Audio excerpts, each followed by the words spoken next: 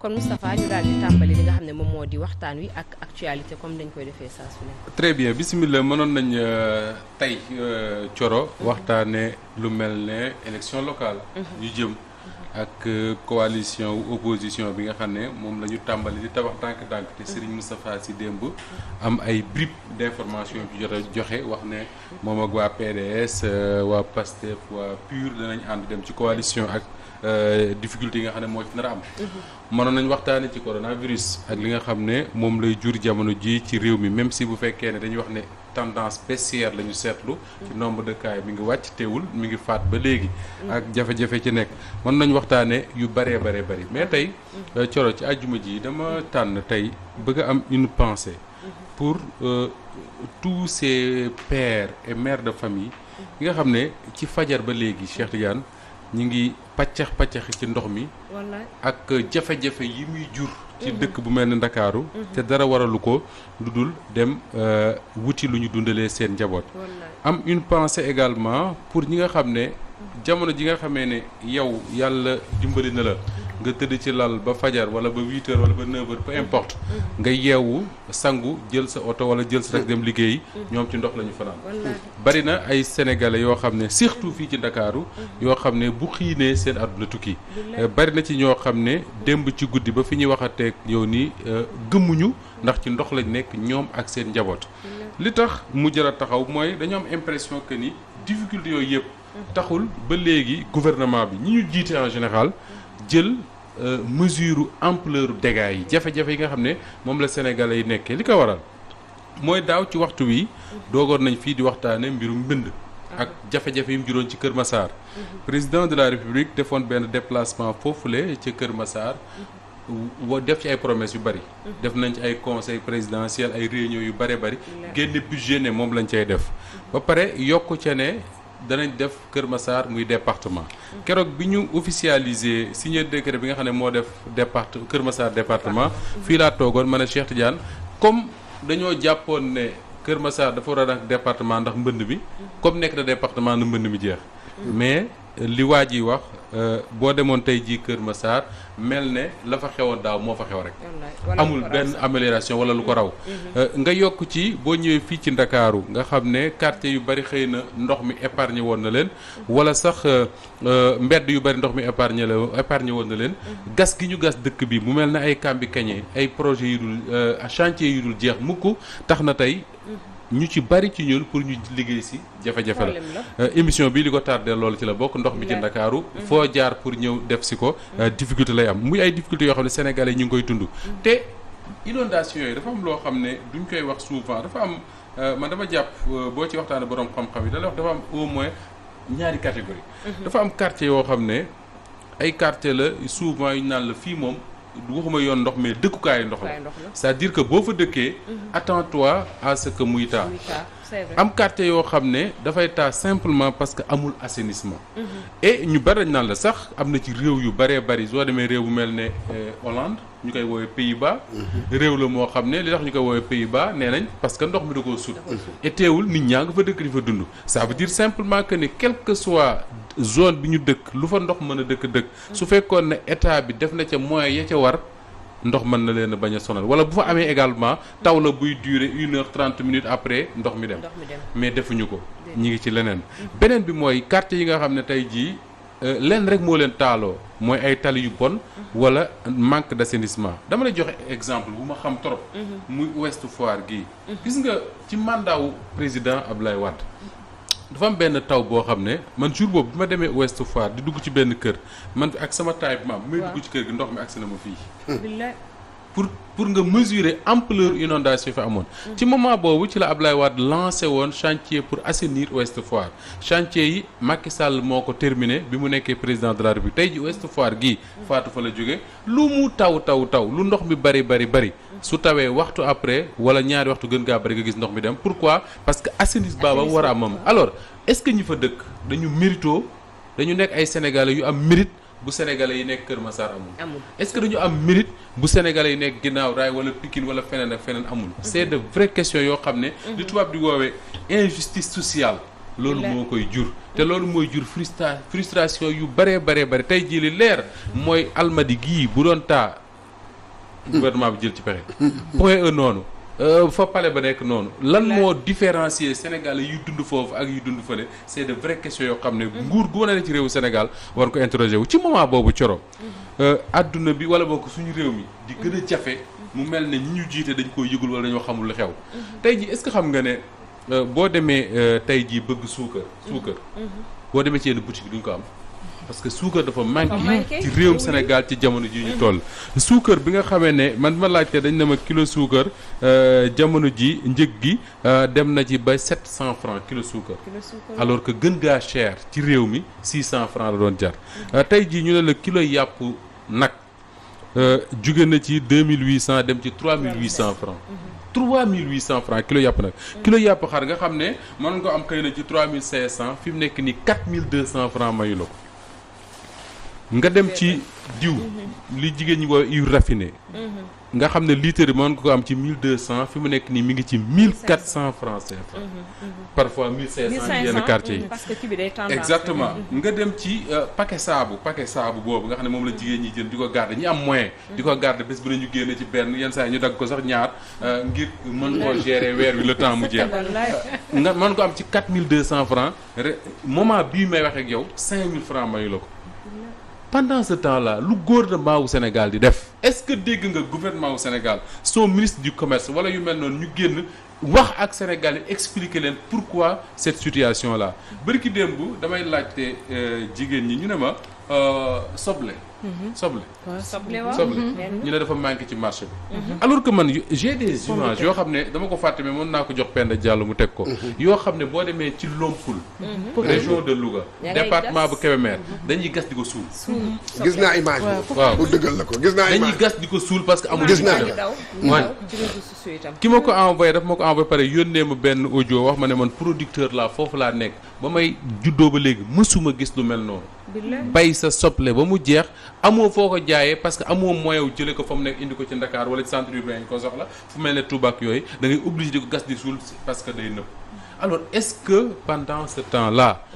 gouvernement wu Sénégal lan lay dig Sénégal est-ce que mën nañu nekk ci réew mi di ñu tànqal ak émergence à l'horizon xaw ma nangam ak nangam. alors que gouvernement à chaque fois ñoom ñooy def wax ne nañ liggéey le minimum vital le minimum bi Sénégalais yi mën a soxla pour seen kol yi dara nekk ñu mën a taxaw liggéey dafa manqué ci réew mi. baykat yaa ngi nii mi ngi taw. ndox mi bari na macha allah mais rien ne te garantit que ni bu ñu bayee yàlla dimbali leen bañ am lañ ci war a am après dina leen jural lañ ci soxla mooy jaay ko dans de bonnes conditions état bi fay ci la mu war a fay ñu def ci seen gafaka. voilà les problèmes du pays. et j'ai l'impression que ni pendant ce temps-là nit ñi wala boog ñi ñu jiite ak ñenn ci classe politique bi dañuy préférer di waxtaane politique plus grave. moment bi loolu di xew ci lan la ñuy perte loo temps wu Sénégalais yi. mooy benn waay bu taxaw nañu bisu tam xarit dinaa xar géej gi on a passé 2-3 mois à parler de ça man je n'ai aucun problème avec les Sénégalais yi qui en parlent ci site internet yi ak ci réseaux sociaux yi pourquoi parce que contrairement ak Sénégalais yu bari li ñu yaakaar ne Sénégalais yi dañoo seen xel dafa naxas ba ku ñëw jóg leen ndax man dama jàpp ne coro Sénégalais yu bari dañu jàppoon waa jooju que ni moment la pour reetaan moment la pour foo moment la pour kaf mais dafa am lu am solo ci am mooy dans cette affaire là la responsabilité bi nga xam ne moom moo gàlloo suñu ndodd ñun nit ñu ne ci média yi parce que média mënoo koo yore situation bi réew mi toll jafe-jafe yi Sénégal yi toll urgence yi ñu am ngir mën koo waxtaane ngay perte ce temps di ko passé ci waajur wax ne day xar géej gi te yow journaliste bi Cheikh Tidiane Gomis yow mi dalal Moustapha Diop mu ñëw taxaw la damay xar géej gi yow yaa gën a xam ne mënu ko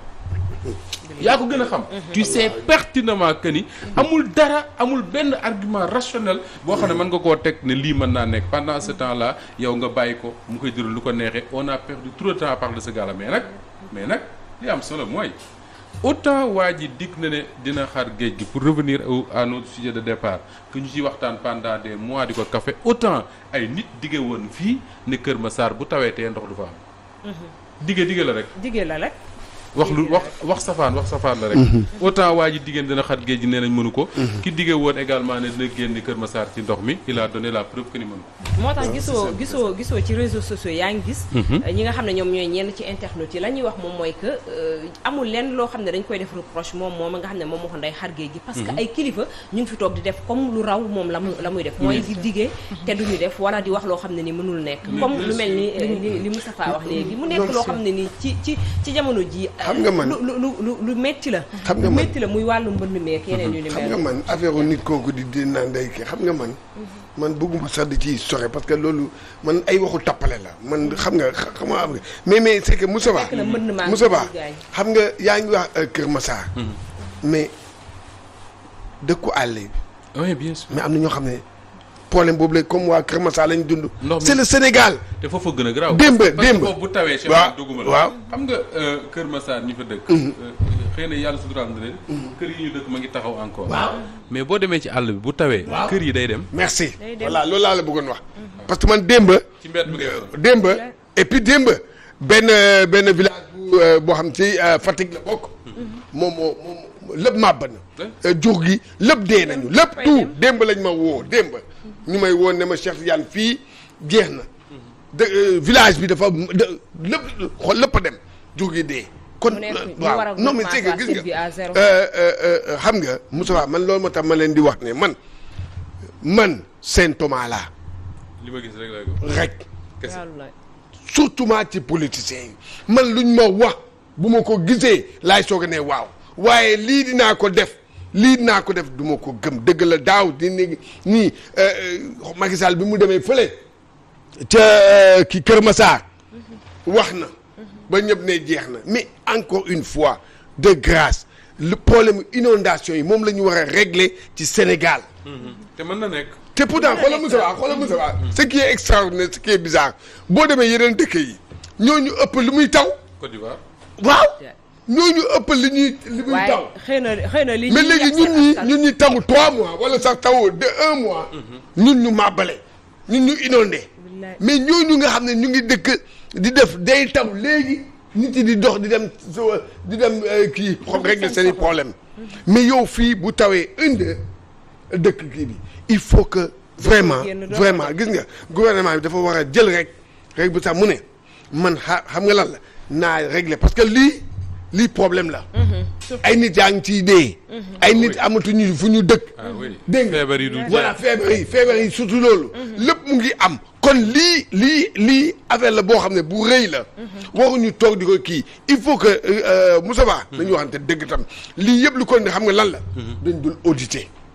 dañ dul auditer di xool yow Moussa Ba jox naa la million pour nga dem defari lii. xam nga lan la rendre ma compte ana xaalis bi fu mu dugg. mais tant que ñu ngi bàyyi jox Moussa Ba dégg nga ay milliards mu dem ñoo taxaw ba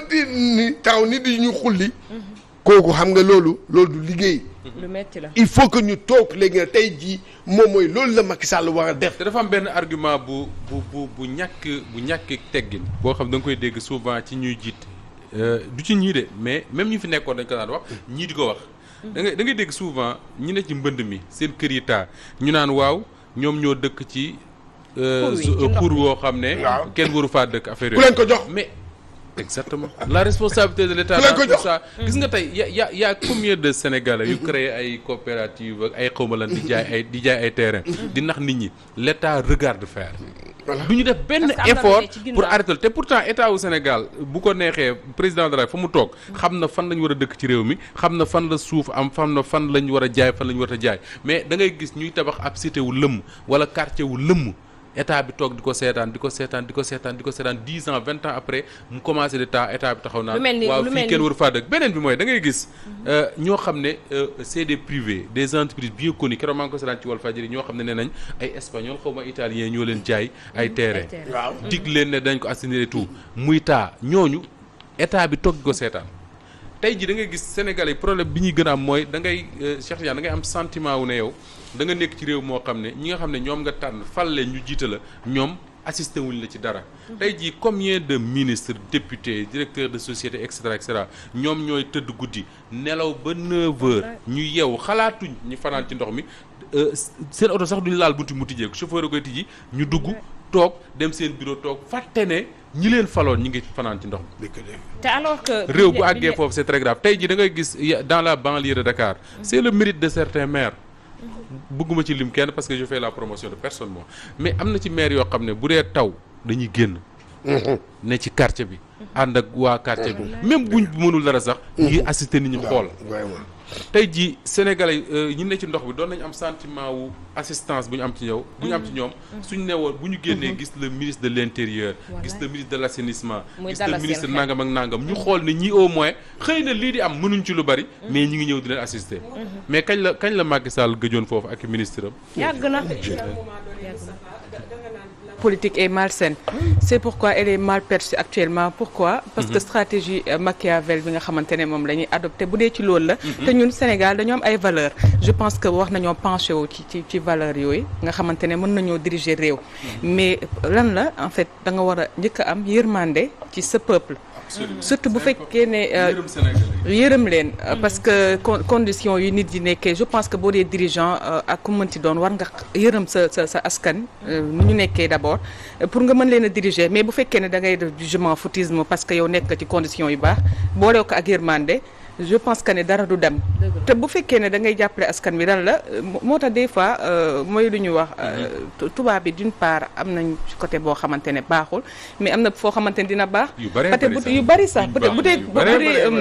côté ni nga xamante ne mooy ak yelleef doomu aadama booy seet seen dirigeants yi respecté nañ leen da ngay xool rek bu dee ci côté boobu kon ak dirigeants africains yi te ñun ñoo war a gën a am valeur yooyu ci côté boobu je pense que ne ñun lu ñu jox suñu njiit yi tubaab bi joxuñu ko seen njiit yi voilà bu dee côté boobu ñoom ñoo ñu gën a baaxal ci wàllu li nga xamante ne moom dañuy diriger ci côté boobu te ñun ñoo leen ko war a ëpp vertu yooyu fii la ëppee ci Afrique rawatina Sénégal léegi ñun ñu perdre valeur yooyu yëpp léegi nan lay demee léegi mooy li nga wax sànq injustice sociale mooy créer frustration lu nekk nit ñi jóg fu nekk lu tax dem ba mooy nit ñi def Auchan ñëw saccager vandaliser partout parce que la dañuy dem ba dañuy merloo askan wi parce que dañ naan ñi amuñu yërmande ci ñun même bu fekkee da nga gis koo xamante ne melut nekk ku bon mais dafay obligé dem def ko parce que luñ koy teg moo koy metti moo tax muy def yéen yi yu ñaawteef yooyu je pense que ne yooyu wax nañ ci prendre compte li gën a doy waar ci loolu bokk na ci denrée bi nga xam ne ni tey jii pour nga teg ci loxo il faut sa force diis bu baax a baax ndaxte bu fekkente ne sax da nga ne ci biir ndox mi xëy na loolu mën nga ko muñ mbiru état la boo xam ne ni continuité la da nga koy xaar di ko xaar ay at ak ay weer mais bu fekkente ne loo xam ne lu jëm ci wàllu biir yi la pour biir yi mën a fees ba nit ki mën a taxaw biir je pense que biir surtout moo gën a jiitu ci yëpp parce que boo seetee yéen pays africains yi gën a développé Sénégal mën na ñoo gën a développé bu ñu waxee Maroc ak yeneen parce que lan la seen wàllu lekk dafa yomb seen lekk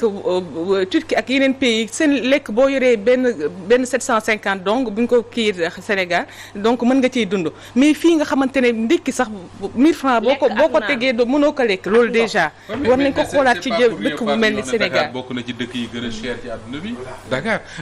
dinaa koy wax souvent di tooñ Cheikh Dia naan ko yii muy teg fii Sénégal yu bari luxe la ci ñoom Sénégal yu bari alors que soo demee ci réew yi ngay wax fu mel ne Maroc gii pour ne pas bañ a sori mais loo am ko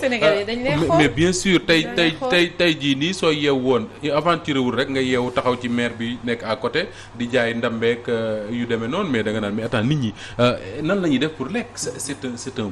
vrai problème alors mais li am solo Thioro dans tout ça mooy y a la responsabilité du gouvernement naturellement y a la responsabilité de tous ces services parce que lu ci mën di am Sénégal moom nañu jàpp leen lu fi mën di xew mu neex mu naqari la responsabilité première c'est le président de la République parce que ni ñu defee suñu nguur yi moo tax le président mooy buur mooy bummi lu fi am moom la neex lu fi amul moom la neex donc responsabilité bi ci gën a mag boo problème posé woo mën nga jël 90% yi nga ne responsabilité président de la République dong la loo wax ministre ak keneen da nga koy tooñ c'est ça responsabilité première mooy tànn mooy teg mais dafa am beneen responsabilité mooy responsabilité wu Sénégalais yi ñu doon parce que nag situation bi réew mi di vivre Sénégalais yi dañ ci am seen responsabilité bu mat sëkk te il faut que ñu assumer ko la preuve mooy bi fi Abdou Diouf jiitee Sénégal pendant 20 ans Senghor avant lui mais bi Sénégal yi demee ba ne lii moom doy na mais dañoo xëy suba jeexal ko. Ablaye Wade jiite leen pendant 12 ans ñu dem ba ne lii moom doy na dañoo xëy suba jeexal ko. mieux que ça il y a des époques de l'histoire du Sénégal yoo xam ne day toll moment boo xam ne les jeunesses muy ñi ne ci syndicats yi wala étudiants yi wala yeneen ak yeneen génn nañ ci mbedd mi wane ne doyal nañ ba gouvernement bi reculer ci ay mbir. exemple bi ci mujj mooy mois de mars bi ñu génn. alors responsabilité boobu il faut que chaque Sénégalais surtout chaque Sénégalais suñu yaay yeeg tante yeeg bàjjen yeeg papa yeeg ñi ko xam ne ñoom ñooy toog chaque fois gis seen njaboot yi yor góor gu toll ne léegi am 20 ans 25 ans 30 ans mënul dara war laa mën a wuutu ci dara te mënu ko yow mi nga xam ne retraité bi yaa yor léppam daanaka yaay ji toog ci buntu kër gi di jaay gerte caaf ak yooyu moo yor léppi xale yi te xale yi waroon na moment boobu ñu mën leen a yor mais yaay jooj il faut mu comprendre que ne à chaque fois mu jóg dem bindu ji ci liste électorale dimanche jot mu jël cartam dem voter ji il faut mu comprendre que ni responsabilité bu rëy rëy la et que tout ce qui va se passer dans les 5 ans ou 6 ans ou 7 ans à venir responsabilité am da cee nekk. tey jii ñun lu xew suñu réew mii rek responsabilité bu Macky Sall la ndax ñoo amoon ci yaakaar teg ko fi mais bu ñu nañu assumer également que ni suñu responsabilité la. Merci. Parce que ñun ñoo ko jox un premier mandat. mu def 7 ans ñu ñëwaat jox ko un deuxième donc suñu responsabilité de la même manière lépp loo xam ne mi ngi xew ci suñu communes yeeg conseil départementaux yooyu ñuy ndax naan suñu maire yi dañuy jaay suuf amuñu fi benn njëriñ affaire yooyu suñu responsabilité la parce que soo dëkkee ci quartier Coro dëkk fa Cheikh Tidiane Gomis dëkk fa nga gis Coro bokkul ci benn parti politique deful dara mais mi ngi taxawu quartier bi ba ngi taxawu gox bi ci lu mu mën ma nga ca nga xam ne Coro moom élection locale ñëw na mu présenté wu ne man dama bëgg li nga xam ne maa ngi koy daj pour sama gox bi ma nekk maire bi su ko defee man dinaa mën a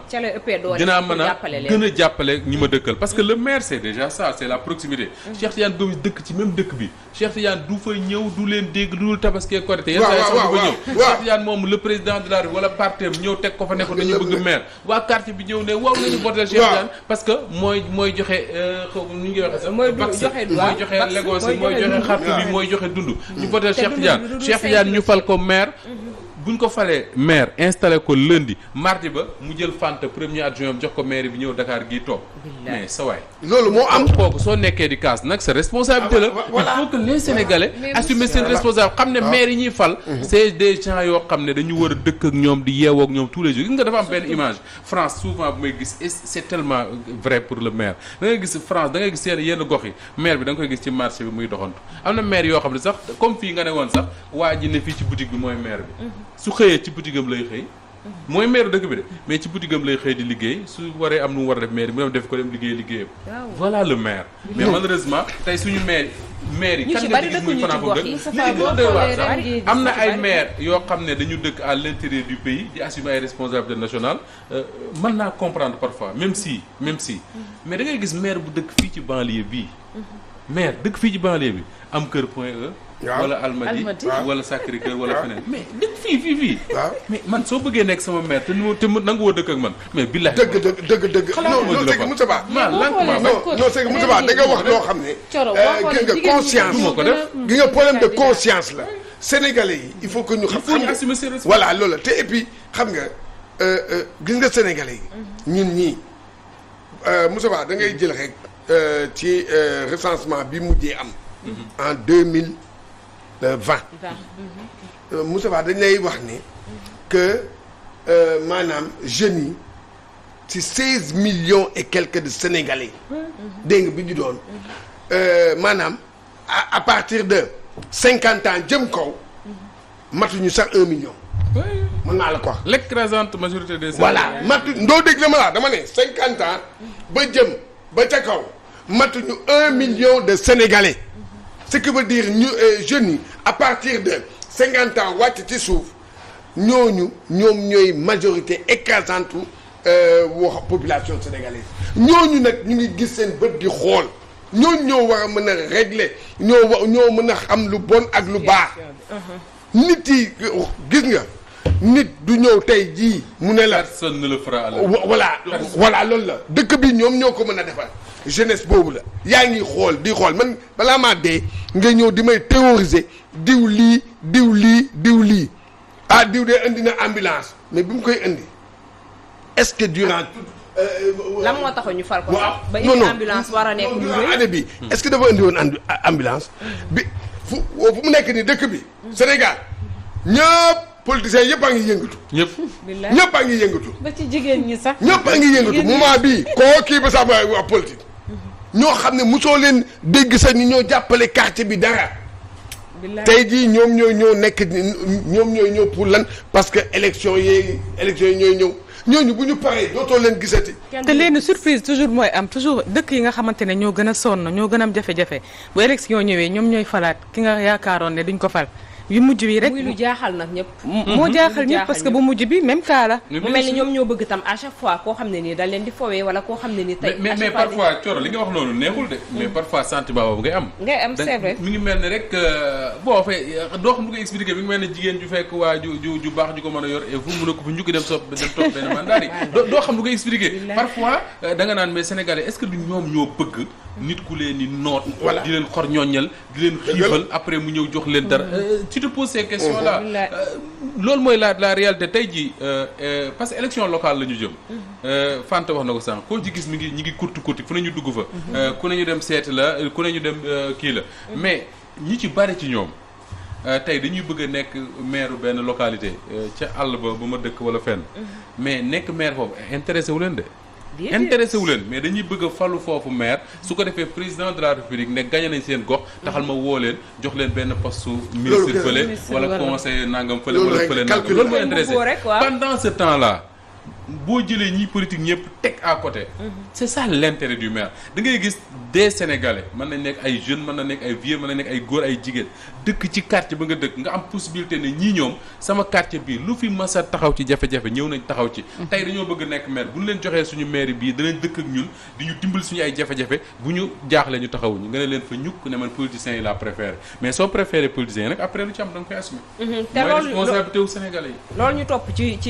gox-goxaat yi moo ñu topp ba ci présidentielle mooy que dañuy dem ba quartier yi après du ñu xam exactement ñoom lan lañ def ba jox ko ki nga xam ne ni tey ji tey même sénégalais yi ñooy toogaat 1 mois 2 mois après di casse te yow koo xam ne ni jox ko premier mandat la nga ko doon doyee defu ko muy maire muy président ak ku mënti doon kooku yaakaar naa ne mérité wul sa 2e mandat vraiment te ay comme ni ko waxee 16 millions de sénégalais yi ay président ñu ngi ci biir ñoo xam ne pare nañ pour defar dëkk bi ndax tam lu mu mënti nekk rek am na koo xam ne ni tey ji bu toogee gauche mën a def lu bon am na ko toog droite mën a def lu baax donc nañuy càmbaraat di xoolaat li may gis surtout élection yi ñu jëm li may gis Moustapha da ngay gis sax nit ku liggéeyul sax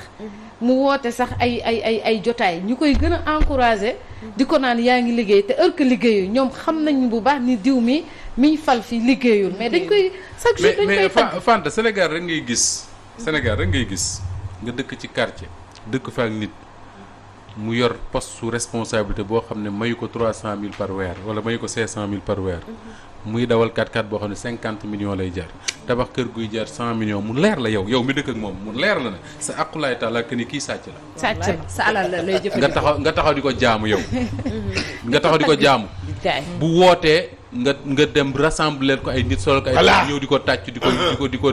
te ku ko wax nga ne dafa soxor. voilà kii da nga ko bañ. te Moustapha mais il faut que les non c'est neexul ba neexul nag mais il faut que les Sénégalais yi assumer seen responsabilité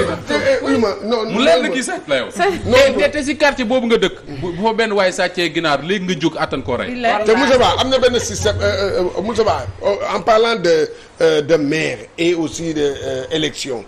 ngir yàlla ak yonente ba na dëkk bi nekk pays dëkk bu démocrate xam nga lu tax ma wax loolu man dafa ci kii bii dama ci gis yoo xam ne Moussa Ba boo nekkul maire bu bokk au pouvoir yow sa gox maanaam état du la jàppale. c'est ça. non et non sincèrement da nga ciy gis ay projets yoo xam ne yooyu dégg nga da ngay gis koo xam ne fii goxam. dégg nga parce que maire bi mu ngi au pouvoir. nga gis ni ñu koy jàppale projet bi. ni ko état di jàppale. mais nga gis koo xam ne dégg nga moom ne ko. c'est le cas de Tëngéej sama dëkk moo tax loo ci gis. man sama dëkk Tëngéej xoolal Moussa Ba Tëngéej daa lay wax au nënd xoolal Tëngéej nu mu mel. xoolal Tëngéej nu mu mel parce que y a un maire. y a un maire boo xam ne PD waaw maire PDS la. parce que maire PDS la état bi du ko jàppale ci dara. budget bi combien de projets lay taxaw di kii waaye mënu si dara. mais lan la ci mën xam nga lan la ne état xojee am na ci maire yu bari yoo xam ne actuellement ñu ngi daw. mu population bi day koñe koñewuñ ko. très bien Fatou. koñewul maire bi population bi lay koñe. gis nga te loolu ñaar da ci am non seulement démocratie nangu ko mais deuxièmement plus grave mooy nguur guy def loolu dafay violer même le serment du président de la République. parce que président de la République quand même. voilà bu ñu ko falee yamale Sénégalais yëpp. voilà tey jii boo nee maire Rufisque par exemple puisque c'est l'exemple ngay joxe soo nee maire Rufisque état bi taxawu ko parce que maire opposition la mais maire bi du tee moom bu weer dee dina fayu. du tee la ko yàlla jox ci teraanga ma nga continuer di ko am. ñan ngay rey mooy population bi. population yi ñoo war a am fulla ne su élection ñëwee ñu joxaat ko maire bi xool ba xam kan moo koy fay. merci loolu c'est-à-dire que affaire yi fulla rek la leneen beneen bi mooy Cheikh Tidiane tey ñi ngi ñëw ci élection yi parce que ci loolu laay jeex dama ne woon tey du ma wax ci politique mais bon comme dugg nañu jox mu jeex gis nga dafa am débat bu am solo bu ñuy poser temps yëpp mooy affaire primo votant yi ñu ne xale yu bari ñi ngay tudd sànq. ne population ñu ci bari ay xale lañ. te tey xale yooyu yëpp bu ku nekk amee carte dem di voter du neex ci ñuy jiite parce que ñoom ñooy la majorité en réalité. tey xale yooyu ñu ci bari neen dañ leen di xañ ñu inscrire ci liste yi. mais xam nga loolu souvent dañ koy def mesurer wuñ danger bi xam nga danger bi mooy lan. mooy ñaar moo mën a am soit xale yooyu am possibilité am carte électeur mën a tànn ki leen jiite. wala amuñu possibilité am carte électeur ñu tànn ki leen jiite fekke wuñ ko ñoom su ëllëgee. ñu génn ci mbedd bi xeex ak moom. loolu rek la nag. c'est aussi simple que ça mi ngi mel ne li dal fédération sénégalaise de football tey jii ñëpp xam nañ ne ñi jiite fédération sénégalaise de football su fekkoon ne sénégalais yee tànn duñ falu. Allahu akbar. ce qui va se passer c'est quoi. ce qui va se passer c'est quoi c'est que à la moindre faute. sénégalais dina dal seen kaw. te di nga ne Moustapha waxoon na la. non dëgg la suñ demee Cameroun ci indiwuñ bi gars yi ne abal leen. c'est ça le danger. démocratie gis nga vote loolu mooy intérêt wu vote. vote day tax nit ki li mu waroon a exprimer ci mbedd mi ak violence mu exprimer ko ci. urne c'est aussi simple que ça su leen ko xañee nag lu xew ñu xam ne. te gis nga ci jeunes yooyu ngay wax noonu Moustapha dañuy gis à chaque fois nguur gi dañuy naan liggéey leen même am na ñeneen ñoo xam ne nii sax dañuy waxuma la dañu laale ci politique wala ñu taqe ci. dañ naan ndax jeunes yi génn liggéey mais ñi nga xam ne danga nga leen tudd léegi tey jii ñi nga xam ne ñoom la seen soble di yàqu te noonu mu amee ci soble bi noonu la amee ci yeneen domaines yi. parce que jeunes yooyu ñoom ñooy jël seen xaalis investir ko ci mbay meek yeneen ak yeneen yal leen di xirtal alors que ñoom après ñoom ñooy amaat frustration ci seen liggéey boobu mais actuellement ci bu ñu jàngatee